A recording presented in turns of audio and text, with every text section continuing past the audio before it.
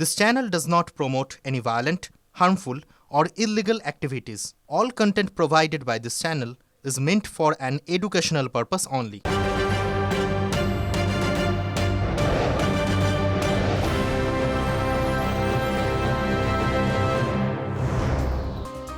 দেখুন, এই ভোটমুখী বাংলা অর্থাৎ রাজ্য বিধানসভা নির্বাচন আসন্ন এবং তারই মধ্যে আবারও আলোচনার কেন্দ্র কি বলুন তো, আবারও আলোচনার কেন্দ্র সেই সিঙ্গুর। এইবারে সিঙ্গুরে আসতে চলেছেন প্রধানমন্ত্রী নরেন্দ্র মোদী। আর মাত্র কয়েকটা ঘন্টার অপেক্ষা, তারপরেই তিনি সিঙ্গুরে সেখানে জনসভা করবেন। আমাদের সঙ্গে সরাসরি রয়েছেন আমাদের প্রতিনিধি সনৎ, রয়েছেন আমাদের সঙ্গে সনৎ। আর কয়েক ঘন্টা পরে এই সিঙ্গুরের মাটিতে পা রাখতে চলেছেন প্রধানমন্ত্রী নরেন্দ্র মোদী। এই মুহূর্তে সেখানে তৎপরতা কেমন কেমন চলছে সেখানে চূড়ান্ত পর্যায়ে প্রস্তুতি? দেখো, সিঙ্গুরের যে এলাকায় প্রধানমন্ত্রী সভা করবেন অর্থাৎ সিংহের বেড়ি এলাকা, তার বিতর্কিত জমি টাটা প্রজেক্টের সেই এলাকায় নরেন্দ্র মোদী রাত পোয়ালেই তিনি আসবেন, সেখানে সভা করবেন। ইতিমধ্যেই কিন্তু সমস্ত সভা সম্পূর্ণ হয়ে গেছে, অর্থাৎ যে সভামঞ্চ তৈরির কাজ সম্পূর্ণ হয়েছে এবং গোটা এলাকা গেরুয়া পতাকা দিয়ে সাজিয়ে তোলা হয়েছে। পাশাপাশি আমরা সকাল থেকে দেখলাম যে তাদের মাইকিং করে প্রচার, বাইক র্যালি থেকে আরম্ভ করে তারা প্রচার করতে বেরিয়েছিলেন। যদিও এই যে পাল্টা একটা বিকেলবেলাও সভা দেখলাম, এই যে মোদী সভার পাশাপাশি সিঙ্গুরের তেলিয়ামোড় একটা সভা করলো তৃণমূল, সেখান থেকেও কিন্তু আক্রমণ করলেন বেচারাম মান্না এবং জয়প্রকাশ মজুমদার থেকে আরম্ভ করে স্নেহাশিস চক্রবর্তী, তারা ছিলেন এই সভা নিয়ে আক্রমণ করেছেন। পাশাপাশি বিজেপি এই ধরনের আক্রমণকে কোনো পাত্তা দিতে চাইছে না। ইতিমধ্যেই কিন্তু সমস্ত তাদের যে আয়োজন, সেই আয়োজন সমাপ্ত হয়েছে। আমরা যেটা জানতে পারছি সূত্র মারফত যে কাল আড়াইটে থেকে 3টে থেকে 3:30 পর্যন্ত তিনি সরকারি যে সভা আছে সেখানে সভা করবেন। পরে 3:30-এর পরের দিকে তিনি রাজনৈতিক সভা করবেন। তারপর 4:30-এর পর কিন্তু তিনি ওখান থেকে বেরিয়ে যাওয়ার এরকমই একটা সূত্র মারফত খবর পাওয়া যাচ্ছে। ইতিমধ্যেই কিন্তু বিজেপি নেতৃত্ব তারা আসতে শুরু করেছেন, যারা বিভিন্ন এলাকা থেকে কিন্তু পর্ব রয়েছে, কেননা আর মাত্র কয়েক ঘন্টা পরে এই সিঙ্গুরে সেখানে প্রধানমন্ত্রী নরেন্দ্র মোদী তিনি আসবেন। তিনি কি বক্তব্য রাখেন সেদিকে নজর রয়েছে প্রত্যেকের। আপাতত তোমাকে ধন্যবাদ। আগামীকাল তো সিঙ্গুর, কিন্তু তার আগে আজকে মালদার সভা থেকে নরেন্দ্র মোদী কি বললেন? তিনি সরাসরি আক্রমণ করলেন তৃণমূল কংগ্রেসকে, নির্দয় বলে, নিষ্ঠুর বলে আক্রমণ করলেন। শুধু তাই নয়, তিনি বললেন যে বাংলার গরিব ভাই বোনের শত্রু তৃণমূল কংগ্রেস। দেশের প্রধান সেবক হিসেবে নিষ্ঠার সঙ্গে বাংলার মানুষের সেবা করার চেষ্টা করছে, কিন্তু কোনোভাবেই তা করতে দিচ্ছে না তৃণমূলের নির্দয় সরকার। কেন্দ্র টাকা পাঠাচ্ছে বাংলার মানুষের জন্য, কিন্তু লুট করে নিচ্ছে তৃণমূলের লোকেরা। এই ধরনের নির্মম নিষ্ঠুর সরকারের বিদায় অবশ্যই দরকার। এখানে হুঙ্কার আজ প্রধানমন্ত্রীর কণ্ঠে।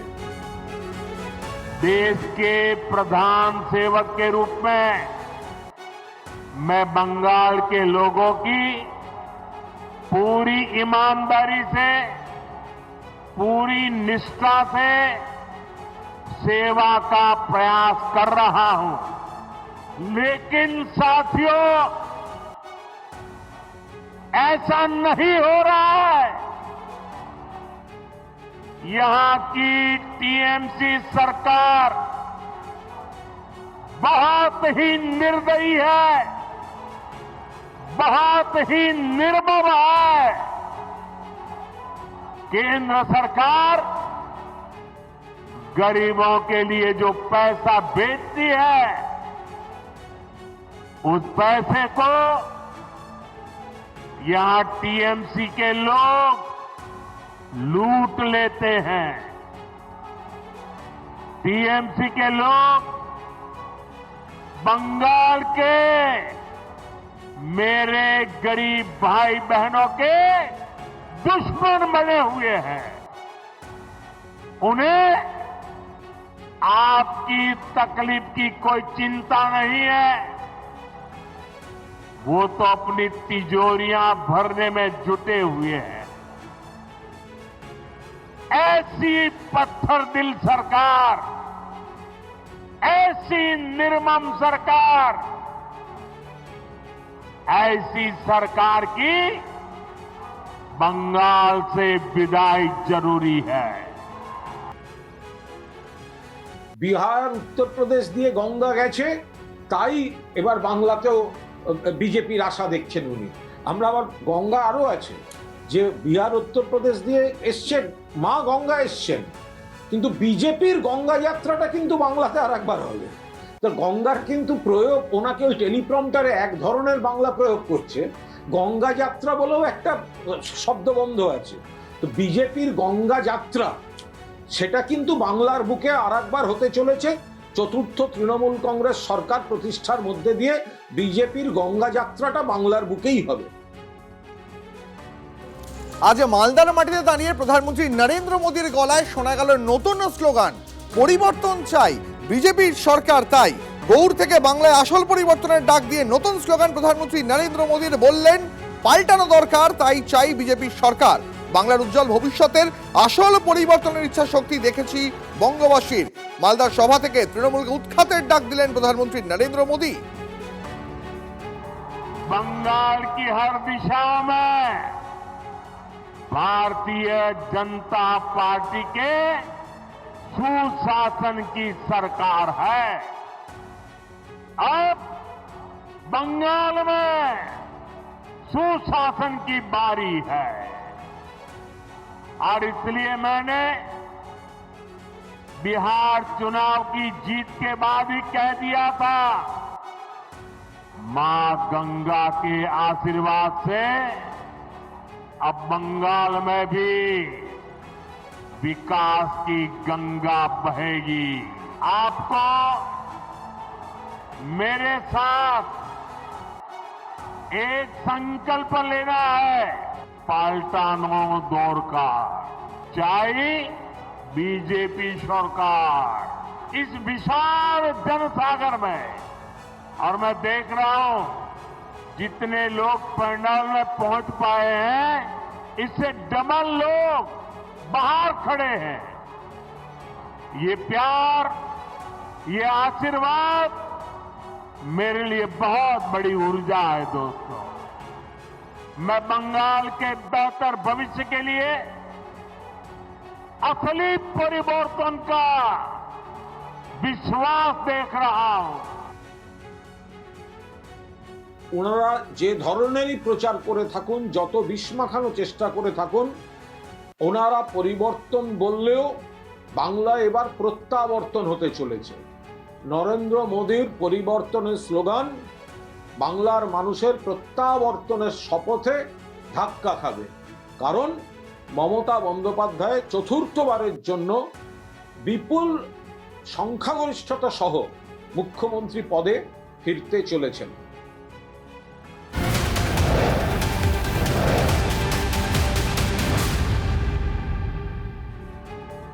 দেখুন এসআইআর আবহাওয়া, আর এসআইআর আবহে প্রধানমন্ত্রী নরেন্দ্র মোদী তিনি বঙ্গ সফরে এসেছেন। আর এই বঙ্গ সফরে আসার পর তার মুখে আরো একবার শোনা গেল মতুয়া এবং নমশূদ্রদের কথা। এমনকি মতুয়া এবং নমশূদ্রদের মোদীর গ্যারান্টি, মতুয়া নমশূদ্রদের ভয় পাওয়ার কোনো কারণ নেই। প্রাণে বাঁচতে ভারতে আশ্রয়, অন্য দেশে অত্যাচারিত বহু সংখ্যালঘু, সমস্ত শরণার্থীকে নাগরিকত্ব দিতে সিএএ আনা হয়েছে। মালদার সভা থেকে আরো একবার আশ্বাস দিয়েছেন প্রধানমন্ত্রী। और इस बात को ध्यान से सुनिए, ये भी मोदी की गारंटी है, जो हमारे शरणार्थी है, जो मতুয়া नाम शूद्र समुदाय के लोग हैं, जो पड़ोसी देशों में धर्म के आधार पर होने वाली हिंसा से बचने के लिए यहां आए हैं, उन्हें डरने की कोई जरूरत नहीं है।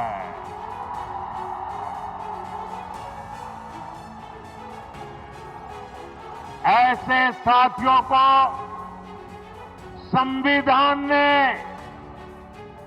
भारत में रहने का हक दिया है। मोदी ने सीएए के माध्यम से शरणार्थियों को पूरी सुरक्षा दी है। यहां बनने जा रही भाजपा सरकार मतुआ, नामशूद्र, शरणार्थियों की बस्तियों में विकास के काम को और गति देगी।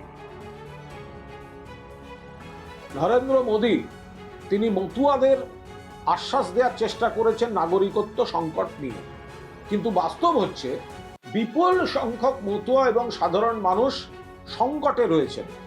নির্দিষ্ট কোনো সমাধান, নির্দিষ্ট কোনো বিজ্ঞপ্তি এগুলো কিন্তু সরকার বা ইলেকশন কমিশন জারি করছে না।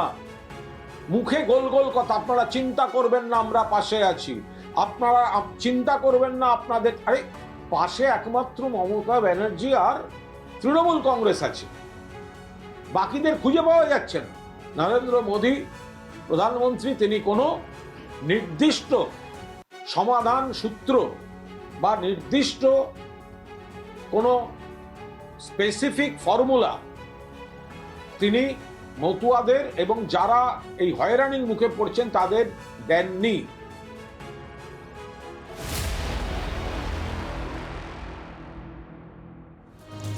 ভোটবঙ্গে উন্নয়ন অস্ত্রের শান দিলেন প্রধানমন্ত্রী নরেন্দ্র মোদী। মালদা থেকে তিনি ৩,২৫০ কোটি টাকার উন্নয়নমূলক প্রকল্পের উদ্বোধন করলেন প্রধানমন্ত্রী। উদ্বোধন হলো বহু প্রতীক্ষিত, অনেক দিন ধরে যা প্রতীক্ষায় ছিলেন সেখানকার মানুষজন, হাওড়া এবং কামাখ্যা বন্দে ভারত স্লিপার ট্রেন, পাশাপাশি 4টি নতুন অমৃত ভারত ট্রেনেরও সূচনা করলেন নরেন্দ্র মোদী। উপস্থিত ছিলেন রেলমন্ত্রী অশ্বিনী বৈষ্ণব। অবশেষে বন্দে ভারতের চাকা গড়ালো, আর সেই ঐতিহাসিক ট্রেন সফরের সাক্ষী থাকলো TV9 বাংলা।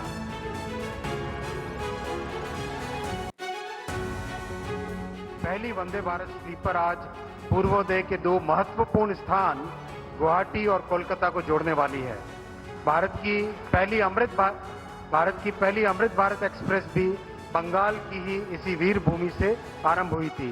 माननीय प्रधानमंत्री जी, इस मॉडर्न ट्रेन में लेटेस्ट टेक्नोलॉजी का उपयोग किया गया है। Automatic doors, suspension system, safety system, दिव्यांगजनों के लिए विशेष सुविधा, मॉडर्न टॉयलेट, सब कुछ बहुत केयरफुली डिजाइन किया गया है। कुछ समय से एक नया प्रयोग भी किया है जो आपके प्रेरणा से किया है कि हर एक ट्रेन में यथासंभव रीजनल क्विजीन मिले, और इस ट्रेन में जो कोलकाता से गाड़ी जाएगी उसमें बंगला क्विजीन मिलेगा, और जो गुवाहाटी से जो रवाना होगी गाड़ी उसमें आसाम का क्विजीन होगा। প্রধানমন্ত্রী নরেন্দ্র মোদীর হাত ধরে এই বন্দে ভারত এক্সপ্রেসের উদ্বোধন হলো। স্বাভাবিকভাবেই উচ্ছ্বসিত মালদার মানুষ, উচ্ছ্বসিত রাজ্যের মানুষ। এখানে যা মানে ট্রেনের ইতিমধ্যে গতি নিয়ে নিয়েছে, যাত্রীরাও কিন্তু রয়েছে, এবং যাত্রীদের সেই ছবিটাও একবার আমি অর্ঘ্য করবো সামনে গিয়ে দেখাতে। তারা কিন্তু ধীরে ধীরে এগিয়ে চলেছেন, এবং বহু যাত্রী তারা পরিবার নিয়ে এসছে, তারা সন্তানদের নিয়ে এসছে। তারা যেহেতু এই ট্রেনে চড়ার জন্য দীর্ঘদিন অপেক্ষা করেছে, তুমি দেখতে পাচ্ছ বহু সাধারণ মানুষ তারা কিন্তু অপেক্ষা করেছিল, এবং অবশেষে ট্রেন যাত্রা শুরু করেছে। অভিজ্ঞতা ভীষণ ভালো, ভীষণ আনন্দ হচ্ছে, এবং মোদিজিকে অসংখ্য ধন্যবাদ আমাদের মালদাতে এরকম একটা প্রকল্প চালু করার জন্য। খুব ভালো, খুব খুশি আমরা সবাই। হাতে তো বন্দে ভারতে খাবারও পেয়ে গেছেন আপনারা, দেখছি। কি মেনুতে কি আছে? মেনুতে আছে পরোটা আছে, ফ্রাইড রাইস আছে, মিষ্টি আছে, ডাল আছে, অনেক কিছু আছে। খুব আনন্দের। আপনারা কি ট্রেনে উঠতে পারলাম। কামাখ্যা যাচ্ছেন? না, আমরা বারশো অবধি যাবেন। খুবই ভালো অভিজ্ঞতা, কিন্তু অনেকক্ষণ অপেক্ষা করতে হয়েছে খাবারের জন্য। অনেকক্ষণ অপেক্ষা করতে হয়েছে। খাবার কি সুস্বাদু? ফার্স্ট টেস্ট করছি আমি এটা। আর অনেক বেশি স্বচ্ছ আর পরিষ্কার পরিচ্ছন্ন, খুব সুন্দর। ভোটবঙ্গে উন্নয়নমুখী প্রকল্পের শিলান্যাস, শুধু তাই নয়, বহু প্রতীক্ষিত এই বন্দে ভারত স্লিপার ট্রেনের আজকে শুভ সূচনা করেছেন প্রধানমন্ত্রী নরেন্দ্র মোদী। এবং এই ট্রেন হাওড়া থেকে কামাখ্যা পর্যন্ত যাবে। বন্দে ভারত স্লিপারে কি কি থাকছে? পরদিন সকাল 8:20 পৌঁছবে। ট্রেন ছাড়বে সন্ধ্যে 6:15 নাগাদ। আবার কামাখ্যা থেকে হাওড়া এসে পৌঁছবে পরদিন সকাল 8:15। 13টি স্টপ এই সফরে। এই সফর 14 ঘন্টার। 16 কামরা, 823 জন যাত্রী সফর করতে পারবেন এই ট্রেনে। AC 3 টিয়ার, AC 2 টিয়ার, AC ফার্স্ট ক্লাস। आज बंगाल को करीब आधा दर्जन नई ट्रेनें मिली है। इसमें से एक वंदे भारत स्लीपर ट्रेन भी है। Vande Bharat sleeper train made in India है। वंदे भारत स्लीपर ट्रेन तेज रफ्तार है, और हम सभी के लिए खुशी की बात है कि देश की पहली वंदे भारत स्लीपर ट्रेन जिस राज्य से शुरू हो रही है वो हमारा बंगाल है। দেখুন, মালদায় এসে প্রধানমন্ত্রী নরেন্দ্র মোদী তিনি একগুচ্ছ বিষয় নিয়ে রাজ্য সরকার অর্থাৎ তৃণমূলকে একগুচ্ছ বিষয় তিনি কটাক্ষ করেছেন এবং এই মালদায় এসে প্রধানমন্ত্রী নরেন্দ্র মোদী তার মুখে শোনা গেল তৃণমূল কংগ্রেস সাংসদ সুখেন্দু শেখর রায়ের বাবা শিবেন্দু শেখর রায়ের নাম। শিবেন্দু শেখর রায়ের হাত ধরেই মালদার ভারতে অন্তর্ভুক্তি স্বাধীনতা সংগ্রামী শিবেন্দু শেখর রায়ের লড়াইয়ের কথা স্মরণ করলেন প্রধানমন্ত্রী। বঙ্গ বিজেপির তরফে শিবেন্দু শেখর রায়ের ছবিও তুলে দেওয়া হয়েছে নরেন্দ্র মোদীর হাতে। बंगाल के महान सपूत शिवेंदु शेखर रॉय को श्रद्धापूर्वक नमन करता हूं, जिनके प्रयासों से मालदा की पहचान बची रही। आज भी मालदा अपने आम सत्तो, रेशम, लोक संगीत और बौद्धिक चेतना की वजह से जाना जाता है। অত্যন্ত আপ্লুত এবং আমি শুনেওছি পুরোটা একদম প্রথম থেকে শেষ অবধি। হ্যাঁ, আমি অত্যন্ত খুশি যে উনি অ্যাটলিস্ট বলেছেন এটার মধ্যে কোনো রাজনীতি দেখছেন না। আমি একেবারেই যেহেতু নন পলিটিক্যাল ব্যক্তি, আমি মানে আমার দেখার দৃষ্টিভঙ্গিটাই নন পলিটিক্যাল সবসময়। তাই প্রধানমন্ত্রীর বক্তব্যের মধ্যেও নিশ্চয়ই কোথাও দেখছেন না? আমি রাজনীতি একেবারেই দেখছি না। তার কারণ হচ্ছে প্রধানমন্ত্রী তো অ্যাডমিনিস্ট্রেটর। তো রাজনৈতিক মঞ্চ থেকে এখন দেখুন, রাজনৈতিক মঞ্চ থেকে আপনি যদি বঙ্কিমচন্দ্রের কথা বলেন, হ্যাঁ, তো বঙ্কিমচন্দ্র তো পলিটিশিয়ান ছিলেন না। অত্যন্ত ভালো লেগেছে, আমার তো ভালো লাগবেই। দাদু আমাদের কাছে রোল মডেল ছিলেন প্রথম থেকেই। উনি প্রধানমন্ত্রী ওনার কথা বললেন, তাতে শুনে আমাদের খুব ভালো লেগেছে যে মনে রেখেছেন তারা এই কথাগুলো। মানুষ তো বোধহয় অনেকেই ভুলে গেছেন। হ্যাঁ, মানুষ তো ভুলে গেছে। আর তখন তো আমরা তো আর এগুলো দেখিনি বা শুনিনি, পরে গল্প শুনেছি, বিয়ের পরে সব গল্প শুনেছি, খুব ভালো লাগতো শুনতাম, ওনার মুখেই শুনেছি গল্প। তারপরে বাড়িতে আরও যারা ছিলেন তাদের কাছেও শুনেছি, তো ওনার অবদান এইগুলো শুনেছি। তারপর উনি ওনার কাছে যে সব ব্যক্তিরা আসতেন, তারা নানা রকম গল্প করতেন। আমি চা মিষ্টি নিয়ে তাদের কাছে যেতাম, গিয়ে তাদের গল্প খানিকক্ষণ শুনতাম। তারই ছেলে হয়ে সুখেন্দু শেখর রায় একটু অন্য ধারায় চলে গেলেন। এগুলো পার্সোনাল, এটা তো পার্সোনাল ব্যাপার, তো সেটা তো পার্সোনাল ব্যাপার, ওনার ব্যাপার সেটা তো আমি আর কিছু বলতে পারি না।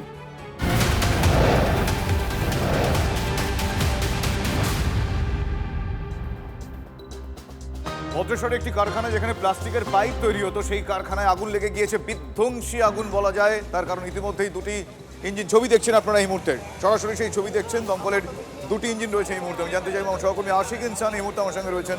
আশিক, জানতে চাইবো এখন কি পরিস্থিতি, দুটি ইঞ্জিনের সাহায্যে আগুন নিয়ন্ত্রণে আনার চেষ্টা, কতটা কি তারা নিয়ন্ত্রণে আনতে পেরেছেন? দেখো, এখনো পর্যন্ত এই আগুন কিন্তু দাউ দাউ করে জ্বলছে। তার কারণ ভিতরে দাহ্য পদার্থ রয়েছে, প্লাস্টিকের পাইপ মজুদ রয়েছে বলে আমরা জানতে পারছি। এবং দুটি ইঞ্জিন প্রাথমিকভাবে নিয়ে আসা হয় এবং তারপরে কিন্তু শ্রীরামপুর এবং অন্যান্য যে ফায়ার ব্রিগেডগুলো রয়েছে সেখান থেকে কিন্তু আরো ইঞ্জিন নিয়ে আসা হচ্ছে, যাতে আগুন সম্পূর্ণভাবে নিয়ন্ত্রণে আনতে পারে। ঘটনাস্থলে ভদ্রেশ্বর থানার পুলিশ রয়েছে এবং যেমনটা আমরা জানতে পারছি যে এই যে কারখানা, এই কারখানার পাশে কিন্তু আরো বেশ কয়েকটি কারখানা রয়েছে, একটি ডেয়ারি কারখানা রয়েছে, ফলে আগুন যে ছড়িয়ে পড়তে পারে সেই আশঙ্কা রয়েছে। ফলে সেই কারণে কিন্তু আরো বদ্ধভূমি বেলডাঙ্গা, কেন্দ্রীয় বাহিনী চাইলেন শুভেন্দু অধিকারী। দর্শকের ভূমিকায় পুলিশ, তাই কেন্দ্রীয় বাহিনী মোতায়েনের আর্জিতে রাজ্যপালকে তিনি চিঠি দিয়েছেন। বেলডাঙ্গায় বিএনএসএস এর 163 ধারা জারির আবেদন করেছেন শুভেন্দু অধিকারী। তিনি রাজ্যপালকে যে চিঠিটি দিয়েছেন সেটির প্রতিলিপি আপনারা এই মুহূর্তে দেখছেন টিভি9 বাংলার পর্দায়। বদ্ধভূমি বেলডাঙ্গায় কেন্দ্রীয় বাহিনী চাইলেন শুভেন্দু অধিকারী। দর্শকের ভূমিকায় পুলিশ, কেন্দ্রীয় বাহিনী মোতায়েনের আর্জিতে রাজ্যপালকে চিঠি দিয়েছেন বিরোধী দলনেতা। আমি আরেকটু বিস্তারিত জানবো আমার সহকর্মী রক্তিম ঘোষ এই মুহূর্তে আমার সঙ্গে টেলিফোন লাইনে রয়েছেন। রক্তিম, আমি জানতে চাইবো এই চিঠিতে মূলত কোন কোন বিষয়গুলো স্পেসিফিক্যালি আর্জি হিসেবে জানিয়েছেন রাজ্যপালকে শুভেন্দু অধিকারী? একেবারেই বেলডাঙ্গার ঘটনার পরিপ্রেক্ষিতে বেলডাঙ্গা কেন্দ্রীয় বাহিনী মোতায়েনের আর্জি জানিয়ে বিএনএস এর 163 ধারা প্রয়োগ করার কথা বলেছেন শুভেন্দু অধিকারী। এবং এই মুহূর্তে সবচেয়ে বড় খবর এটাই, শুভেন্দু অধিকারী চিঠি রাজ্যপালকে কেন্দ্রীয় বাহিনী মোতায়েন করার মানে আর্জি জানিয়ে রাজ্যপালকে চিঠি বেলডাঙ্গাতে। পাশাপাশি বা এই মুর্শিদাবাদে এই ঘটনার সময় এবং 12ই এপ্রিল অর্থাৎ এই গত বছরের 12ই এপ্রিল যে কেন্দ্রীয় বাহিনী ব্যবহারের যে নির্দেশ দেওয়া হয়েছিল হাইকোর্ট থেকে, সেই প্রসঙ্গ আলাদা করে তিনি চিঠিতে উল্লেখ করেছেন। এবং গত 48 ঘন্টায় আমরা দেখেছি প্রত্যেকে যে বেলডাঙ্গা যে পরিস্থিতি তৈরি হয়েছিল সেটা কিন্তু উল্লেখ করে কিন্তু শুভেন্দু অধিকারী এই চিঠি দিয়েছেন। এবং তার চিঠিতে পরিষ্কার লিখেছেন পুলিশের ভূমিকা নিয়ে কিন্তু তিনি প্রশ্ন তুলেছেন চিঠিতে। ফলে সব মিলিয়ে কিন্তু শুভেন্দু অধিকারীর বেলডাঙ্গানের চিঠিটা কিন্তু একটা অন্য মাত্রা যোগ করেছে রাজনৈতিক চর্চায়। নিঃসন্দেহে ধন্যবাদ। বিস্ফোরণে কাঁপলো কসবার এনকে ঘোষাল রোডে একটি বাড়িতে বিস্ফোরণ। ইতিমধ্যে 2 জন জখম হয়েছেন বলে খবর পাওয়া গিয়েছে। ঘরে তুবড়ির খোল পাওয়া গিয়েছে। তাহলে কি সেখানে বাজি তৈরি হচ্ছিল নাকি অন্য কিছু? একটু ডিটেলে জানার চেষ্টা করবো। আমার সহকর্মী কৌস্তব এই মুহূর্তে আমার সঙ্গে রয়েছেন। কৌস্তব, বিস্ফোরণ 2 জন জখম হয়েছেন এখন জানতে পেরেছি, আহত হয়েছেন জানতে পেরেছি, কিন্তু তুবড়ির খোল তাহলে কি বাজি তৈরি হচ্ছিল সেখানে কিছু জানতে পারা যাচ্ছে এখনো পর্যন্ত? কি কি তথ্য সামনে আসছে? এনকে ঘোষাল রোডের বিশ্বাসপাড়া, এই বিশ্বাসপাড়াতে যে বাড়ি রয়েছে সেখানে এই নিচের তলায় থাকতেন রঞ্জিত মণ্ডল নামে এক ব্যক্তি থাকেন এবং তার স্ত্রী এবং মেয়েকে নিয়ে তিনি থাকেন এবং তাদের একটি দোকান রয়েছে। এবং তার স্ত্রীর মারফত যেমনটাই জানা যায় যে কয়েকদিন আগে থেকেই তার স্বামী ইউটিউব দেখে কিছু বানানোর চেষ্টা করছিলেন, কিছু জিনিস বানানোর চেষ্টা করছিলেন এবং বেশ কিছু মশলা তিনি বাজার থেকে কিনে আনেন। কিন্তু কী বানানোর চেষ্টা করছিলেন তা বারবার করে জিজ্ঞাসা করা হয়, কিন্তু তারা জানতে পারেন না। আজকে বিকেলবেলা আচমকাই বিকট শব্দে কেঁপে ওঠে এই কসবা চত্বরের যে এনকে ঘোষাল রোড রয়েছে এবং তুমি দেখতে পাচ্ছ যে বিস্ফোরণের অভিঘাত এতটাই ছিল যে জানলার কাঁচ ভেঙে যায় এবং এখানে জানলার কাঁচ সেখানে ছড়িয়ে ছিটিয়ে রয়েছে। এবং এখানকার যারা এলাকার বাসিন্দারা ছিলেন তারা বিকট শব্দে আতঙ্কিত হয়ে বাইরে বেরিয়ে আসেন এবং দেখেন যে এই এলাকা কালো ধোঁয়ায় মুড়ে গেছে। এবং তারপরেই দেখেন যে এখানে জানলার কাঁচ ভেঙে পড়েছে এবং ঘটনাস্থলে আসে কসবা থানার পুলিশ এসে এখানে রঞ্জিত মণ্ডল তাকে জিজ্ঞাসাবাদ করে এবং সেখানে জিজ্ঞাসাবাদ করে তার থেকে বেশ কিছু ডিটেলস পাওয়া যায়। সে জিনিসগুলো কি, যেরকম এই ঘরে যেমনটা জানা যায় যে ঘরে তুবড়ির খোল পাওয়া যায় এবং এছাড়াও সেই রঞ্জিত মণ্ডলের কাছ থেকে বেশ কিছু ইউটিউবের ভিডিও উদ্ধার করে যেখানে দেখা যায় যে উনি কি ইউটিউব ভিডিও দেখে বাজি বানানোর চেষ্টা করছিলেন তখন ফেটে যায় এরকম বিষয়টা? দেখো, প্রাথমিকভাবে তেমনটাই অনুমান করা হচ্ছে যে তিনি ইউটিউব দেখে বাজি বানানোর চেষ্টা করছিলেন এবং তা থেকেই কিন্তু বিপত্তি ঘটেছে, এমনটাই কিন্তু প্রাথমিকভাবে অনুমান করছে কসবা থানার পুলিশ আধিকারিকরা। তবে তল্লাশি তারা চালাচ্ছেন এবং সেই ঘটনায় কিন্তু সেই রঞ্জিত মণ্ডল তিনি কিন্তু জখম হয়েছেন, তার হাতের বেশ কিছুটা অংশ কিন্তু পুড়ে গিয়েছে। শুভজিৎ, 2 জন জখম হয়েছেন বলে আমরা জানতে পারছি, আরেকজনকে দেখো এখনো পর্যন্ত পুলিশ সূত্রে যেমনটা খবর পাওয়া গেছে তাতে কিন্তু রঞ্জিত মণ্ডল একমাত্র তিনি জখম হয়েছে। তার ঘরে মেয়ে ছিল কিন্তু তার কোনো বিপত্তি ঘটেনি, তার মেয়ে অন্য পাশের ঘরে থাকার জন্য তার কোনো সে জখম হয়নি। বেশ, ধন্যবাদ কৌস্তব। ঘরে আমার মেয়ে আছে আর স্বামী। সেই সময় মেয়ে আর স্বামী ছিল, কখন খবর পেলেন? কি আমি এখনই খবর পেলাম, আমি জানি না ভিতরে কিছু কিছু করতে চাইছিল। কে? ওই সাবে। আচ্ছা, সে কি করে? দোকানেই থাকে, দুপুরবেলায় করে আমি যাই তখনও খেতে আসে, এসে ওই কি করতে চেষ্টা করছিল। আচ্ছা, কি করছিল? মানে কি বানানোর চেষ্টা করছিল সেটা আমি জানি না, অ্যাকচুয়ালি কি বানাতে চেষ্টা করছিল সেটা। এটা কি অনেকদিন ধরে চেষ্টা করছে? না, এই তো ওই 1 জানুয়ারিতে ওই সব মাল এইসব করে তখন ওই ফোন থেকেই করছে।